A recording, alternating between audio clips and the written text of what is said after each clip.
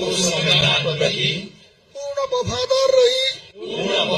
रही सत्यनिष्ठापूर्वक प्रतिज्ञा गर्दै ईश्वरको देश र जनताको नाममा शपथ लिन्छु कि मन्त्री पदको जिम्मेवारी प्रचलित कानूनको पालना गरी मुलुक र जनताको भलो चिताई कसैको डर नमानी पक्षपात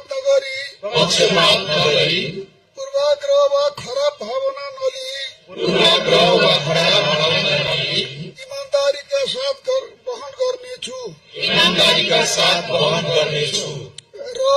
र आफ्नो कर्तव्य पालनाको सिलसिलामा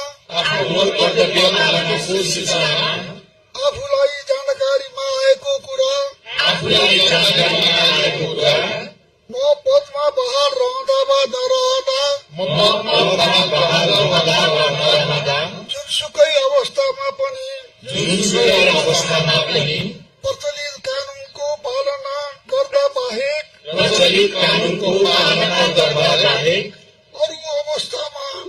अरू अवस्थामा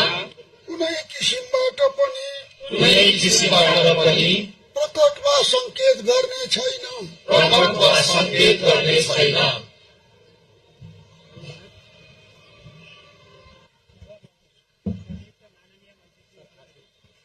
आसनमा रही शपथ पत्रमा हस्ताक्षर गरिदिनु हुनका लागि अनुरोध गर्दछु।